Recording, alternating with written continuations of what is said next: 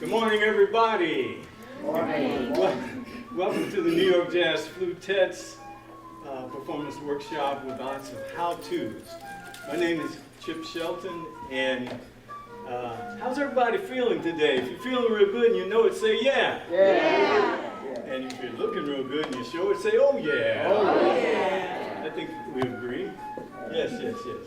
So let me just introduce the members of the New York Jazz Flutets. To my right, playing C flute and piano, and also a lifelong math teacher, a musical genius, an award-winning photographer and videographer,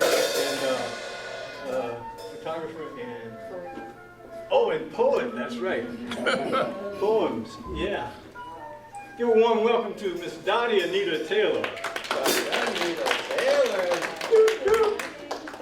And hailing from the lovely country of Japan, a composer, arranger, band leader in her own right, and one of our favorite alto flutists, Miss Haruna Fukazawa. To my left, a gentleman who is a multi-instrumentalist. He is a multimedia expert and audiovisual teacher at New York University. His license plate says picante, which means hot. He's hot in a cool sort of way. Mr. Gene Coleman. Holding down the percussion section is, he's a multi-instrumentalist. He's a flute hobbyist, pianist, composer, arranger of great magnitude. He writes many of the things for the band, and he leads 3 ensembles. Please give a warm welcome to Art Lillard.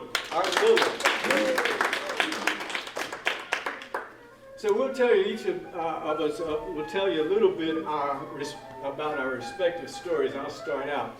I was a lifelong musician for as long back as I can remember, but growing up in a racially segregated coal mining town in West Virginia, there was no evidence I'd be able to make a living at it. So in the 6th grade, I decided to emulate a cool dentist, the only dentist of color for the whole county. By age 20, I was a freshman in dental school. I acquired my first flute at age 21. And I practiced it every day since then, except maybe during COVID, I don't know. But, and so fast forward again, I specialized in orthodontics, practiced off Central Park West because of John Coltrane's composition, Central Park West. So I also attended, while practicing orthodontics 3 days a week, Manhattan School of Music as they said, their first jazz flute major. I was running back and forth on my bicycle. And back in dental school, I had led a band. I was leading bands while doing all this, because I had 4 days and all the evenings to do music, which was my first love. And that's my story. You can't make those things up, so I'm sticking to it. Dottie, what's your story? So, I had an early start in the world of music. I started playing piano when I was 3 years old. And after 4 years of study with Camille Caputo, who was my first teacher, she recommended that I attend the Juilliard School of Music. I auditioned, I got in, and I spent 10 years studying at that school. That was piano. In later years, I added the flute. I loved the sound of the flute, and it was great being able to play the same instrument all the time. With piano, you never know what instrument you're going to have to play, so that was difficult. If we fast forward to 1996, I got a call from a friend who said, there's someone by the name of Chip Shelton who has a World Flute Orchestra. I think you should call him with the hope of getting into his band. Well, I called, and I did get into his World Flute Orchestra. I did it, and I've been with him ever since, whether it was the Jazz Flute Orchestra, the New York Jazz Flutet, or also his Flute Party Band, which is another band that Chip has.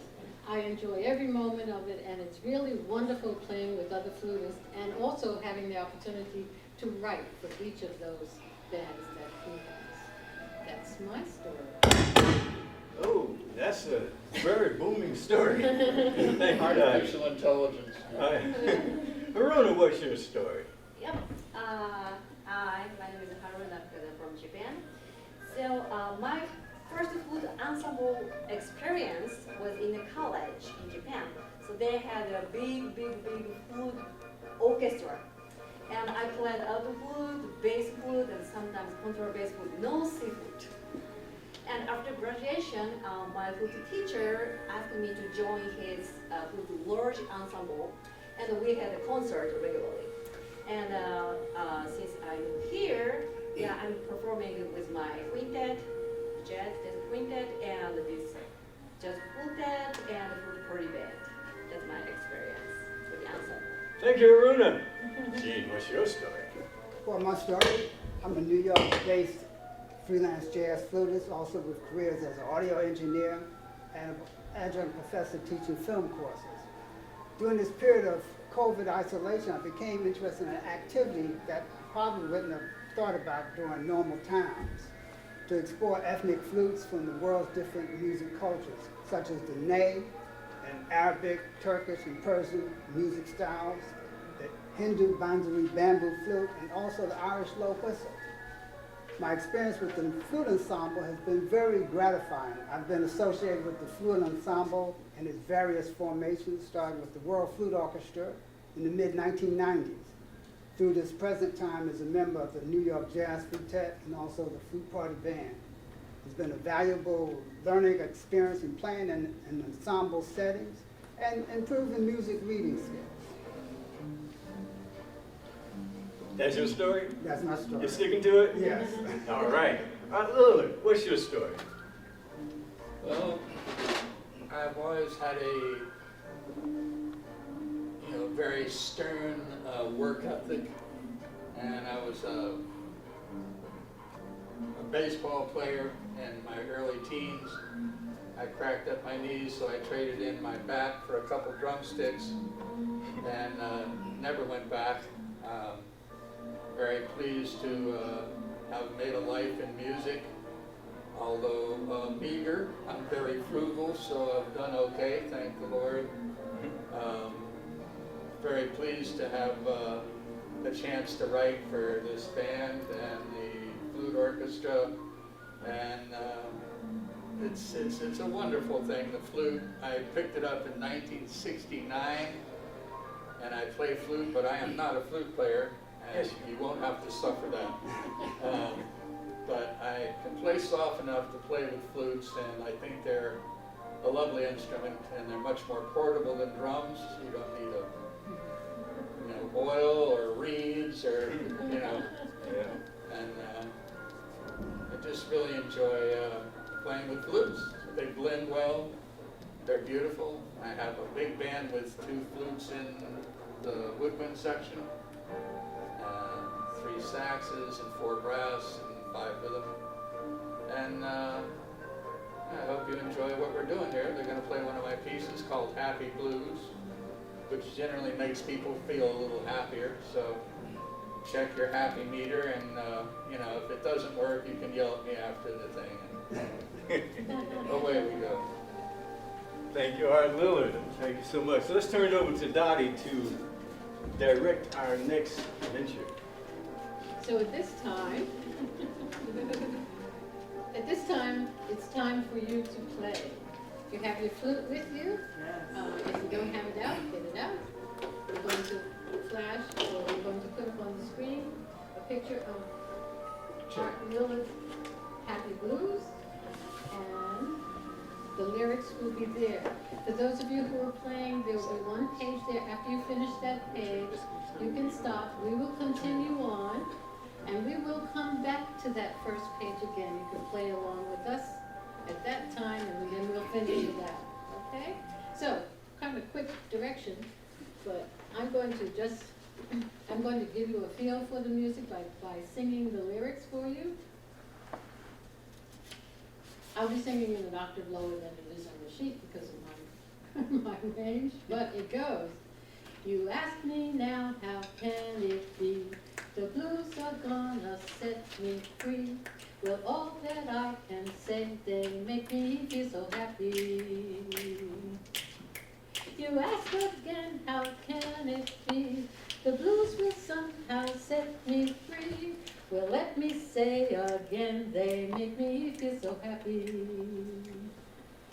So pack up all your cares and woe and sing a song of blue. The blues can make you happy. The blues can make you happy. Okay?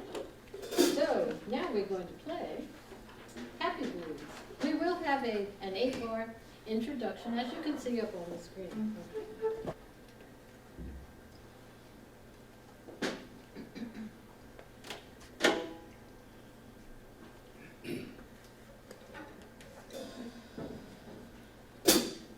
So we play at A.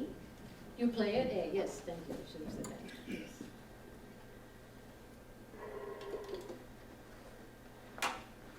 You ready there, Mr. Chipper? I don't know.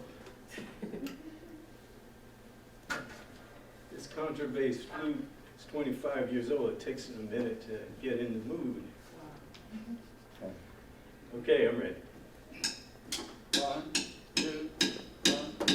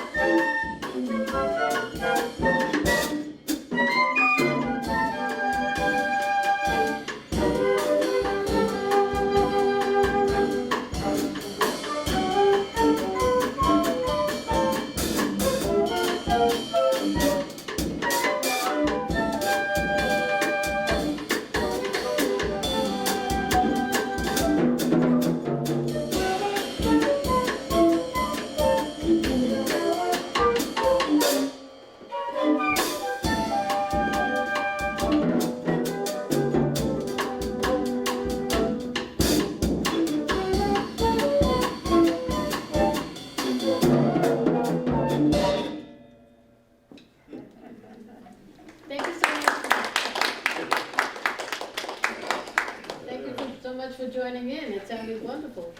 So many flutes playing melodies. Nice. Nice. So, let's see. Oh, let's share some how-tos with everybody. Is that all right? Yes. Is that okay with everybody? How to? How-tos. That's not the same as I choose.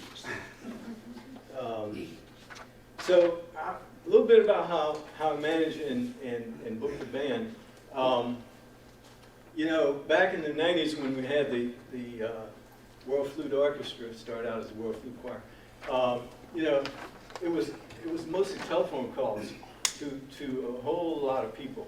Nowadays, with email and texting and so forth, and Finale and Logic and all the writing programs, things have gotten a little more accessible in terms of leading an ensemble, especially a big ensemble. And what I do is I adapt what screenplay writers do. I create a script PDF document which outlines at which point each person talks and each person plays, and that kind of gets on everybody's nerves, but it seems to work for maybe it doesn't get on their nerves. But so in terms of booking, most of the venues that I've encountered, they are conceptually not ready for a flute band. I've gotten a smackdown many times, but what I do is I go in with my conventional trio or quartet, and I make nice with the venue by playing good music and bringing in a crowd, and then I open up to book the flute band. So it's generally a two-step process over maybe a year's time or so. And right now, our flute party band is gearing up for, we're revamping our whole approach, my website, a whole lot of things. I'm signed with a new label called Ethereum Records. And it's a 2-year program to grow your game where that you can book, actually venues will seek you out because of the big following that you can amass. So that's what we're about, and that's some of the how-tos I can share with you in a nutshell. Gotti, you got any how-tos? Yes, certainly. So I rehearse the band, I'm the musical director, and prior to rehearsal, if not in preparation for a concert or a gig, I'd select our newest material and the compositions needing the most work. If in preparation for an event, I'd make a selection according to tempo, feeling, and I consider the key also. I have a list of our entire repertoire, and this includes the name of the composer, the instrumentation, the key, and the length of each song. These factors are important when putting together a playlist. Each member of the Flutet has the book for their particular instrument or instruments. We use all of the flutes in some combination or another. In rehearsal, a composition for warming up is selected for the purpose of listening to the blend and the balance and truly to warm up. Then, if a new piece has been written by a member of the Flutet, that composer takes over at that point to give instructions. The piece is read through, worked on, and then a review is made. Once the piece is familiar to us, I would be the person directing it, perhaps minus the setting of the tempo, as Art did with Happy Blues. I would also direct and give instructions for pieces that we know well and pieces written by non-members. At the end of the rehearsal, we select the next date to be. I then assess where more work is needed on the compositions that we worked on. I also list any works that we didn't have time for, and then I prepare for the next meeting. After our last rehearsal before an event, I'd make the final program considering tempo, key, and feeling, and I'd share the list with the members of the Flutet. So I think, Jean, you were next. I think I'm I'm sorry. Okay. Who Yes, is next right? in the- Yes. Sorry. Okay, my how-to is how to make my time for the rehearsal, practice, and make the arrangement. So the first thing is building trust in the relationships with the band members and my students. So most of my time in the afternoon is teaching time. So my students and their families know I'm a performer. So they're very understanding when I need to cancel or reschedule the classes for the gigs and rehearsals. And this is the same thing, same to the band members. So they know about my situation and about the making the arrangement and the composing. So my point is, what is the best time for focus on it? So for me, it's definitely in the morning. I don't know why, maybe after a long sleep, I don't know why. So also my practice time is in the morning.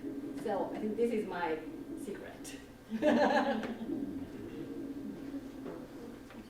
My responsibilities for this period of COVID time was coordinating Zoom rehearsal sessions. So the how-to involved setting up Zoom meetings, sending notices to participants with information such as time and date of proposed Zoom meeting, providing the Zoom link with password to dial into meetings at appointed time. Other concerns as a host would be handling functions such as admitting participants' entry into the meetings and coordinating visual and audio mute functions. However, maybe some of you have come upon this problem. There is a problem with doing Zoom rehearsals. If anybody knows about latency, that's just like that scientific thing about time and distance, you know. And so, however, there's a solution that I came up with. For instance, the live partners, part of the groups that are together, we play together, while the Zoom partners, those who are attended on Zoom, they play along, but they keep their microphones muted. So that way they hear the live people and then they play.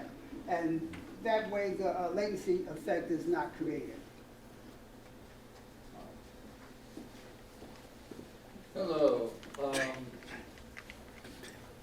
Basically, in a word, it's persistence.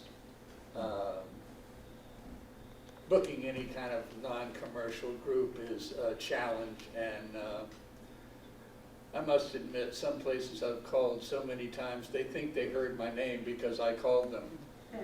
And, well, they give us a try and do the best to get all your friends out, you know, publicize it to the degree that you can, and write a good set.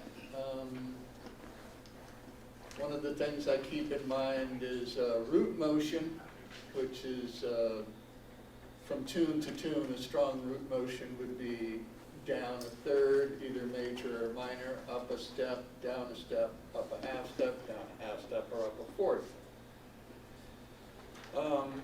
That changes the energy because you're changing key. Not to mention feel and building an overall arc to the set where you would have a build for the first 4 tunes and then maybe you'd put in a slow tune, something like that. Getting work is difficult. You know, you're up against a lot of, you know, stations and machines and artificial intelligence and Facebook, and to get people out of their house is a challenge. So try and include them in the thing, talk to them a bit, but mostly bring your best performance to bear every chance you get. That's right. Thank you. Thank you, everybody. Dottie, Yes. what kind of good stuff do you have next? Well, what's good is that you're going to pick up your flutes once again, and you're going to get your vocal cords moisturized because it's time to play and to sing once again. This time we're going to do a great song which was written by a fantastic saxophonist and flute player by the name of Jimmy Heath. He wrote a song called Angel Man, and that's what we're going to play at this time. That will be up on the screen. And I'm going to give you a little sample. I wrote the lyrics for this particular song. And for Happy Blues, the lyrics were written by Art. Art wrote the lyrics for that. And Jan Leader, a former mentor. The lyrics? Yeah, Oh, okay. Right. we both did that. Okay, I didn't realize that. So, This is how Angel Man goes. We're singing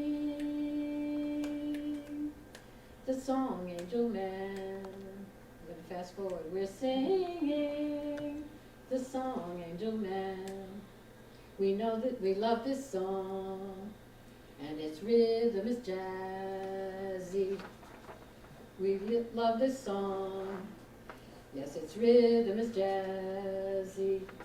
It's a great song, written by a great man. It's Angel Man. Okay? So I want to hear those voices. I want to hear those flutes, okay?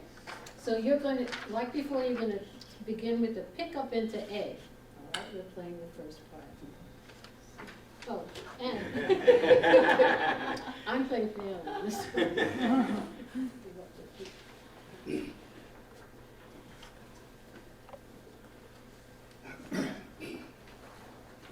Okay, I'll count it, Donnie, if you like. Okay, that's fine. One, two, uno, one, two.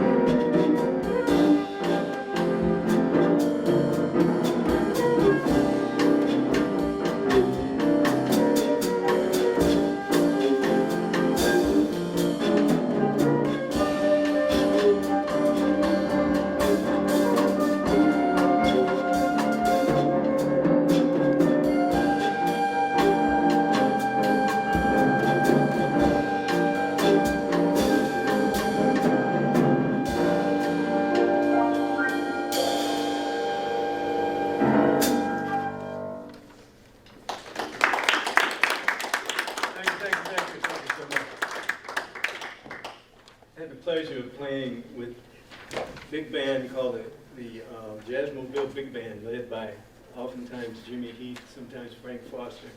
And we played venues like Town Hall, Avery Fisher Hall, Damrosch Band Shell, and Jimmy shared that he wrote this song, Angel Man, for the saxophonist, flutist, Yusef Lateef. He said, Yusef is the closest human being to an angel I've ever met. You and I share that. Yeah, have been, yeah, in this present. Anyway, what time do we have? Oh, we have little time. Well, we're going to do some Q&A real quick if you have any questions. I just wanted to invite you to keep in touch with us for upcoming performances. We'll be working on recordings soon, and freebies occasionally, and special offers and so forth. By taking out your phone right now and going to chipshelton.com, and on the home page, just enter your email address so that we can keep in touch. And if you're non-digital, Shelton Walden, our illustrious videographer, will pass around a sign-up pad. You know, his first name is Shelton, my last name is Shelton. And, to cut confusion, I call him SW, he calls me CS.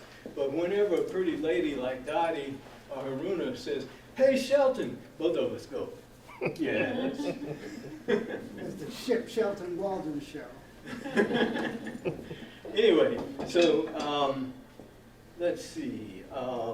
So while you're, if anybody wants to sign the pad, put their email address on the pad, just hold your hand up and the illustrious Shelton Walden will provide you with a pen and pad to put your email on so we can keep in touch. Are there any questions for Dottie? She handles the difficult questions. I handle the easy questions. Jean handles the outer space questions. Anyway, Haruna, where are you taking all the multi-language questions? Okay, here we go. Any questions? Okay, let's start with the front row. We'll work our way back. What's your name? G. G. What's your question?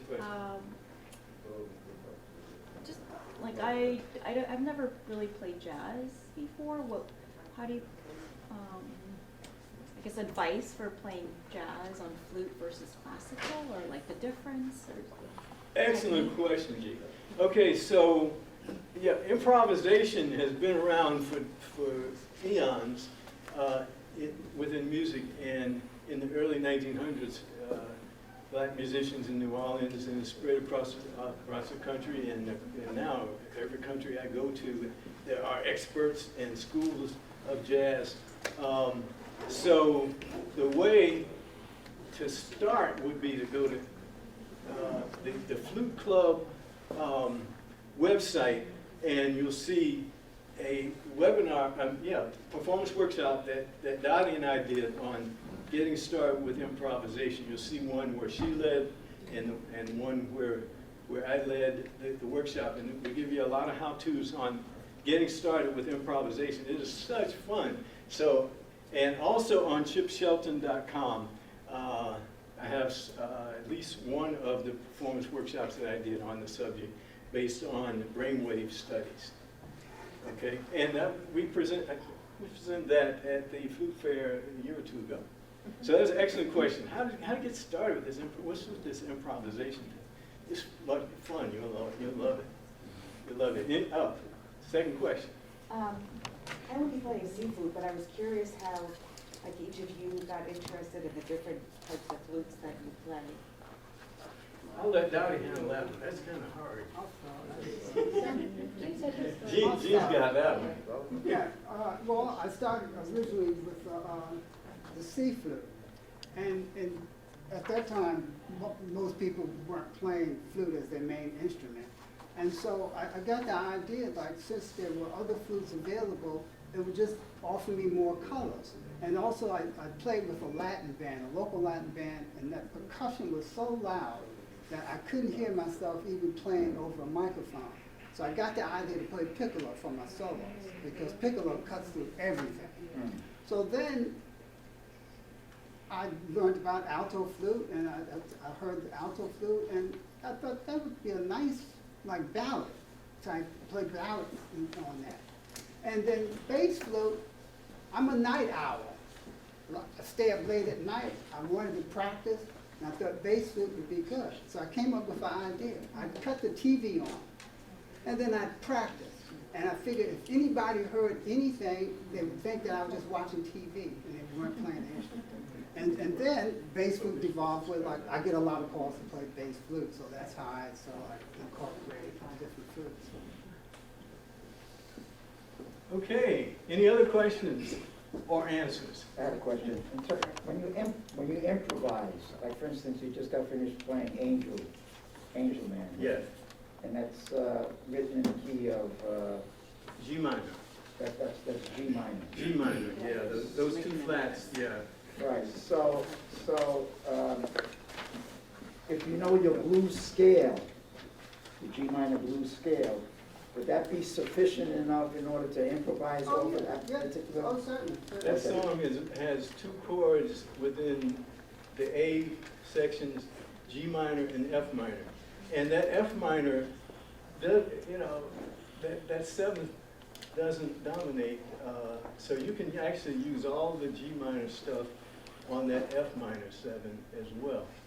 Okay. Excellent question, because that simplifies everything. Right. In the bridge, it gets a little funny, but any other suggestions? Yeah, I would just like to say that basically improvisation, see in the moment, and if you know how to play that major or that minor chord, you can use the notes from that chord at that moment. In any sort of fashion? Yes. But as long as you're keeping the right beat. Yeah, Rhythm. using the notes of that chord. Yeah. Right? And then if it changes like to a D7 Yeah. or something, then you're going to think about D F sharp AC or D F AC, the minor. So that's kind of how you move along. Like Chip talked about the bridge, the middle section, which goes somewhere else. Well, that's what happened. It goes from C to D flat, and so on. So if you follow that and just practice your chords, the seventh or major sevenths and so on, that's another approach to it. You can use the scales, yes, Right. but you can also practice each chord as it comes along. If you pick a piece that has like a longer span Yeah.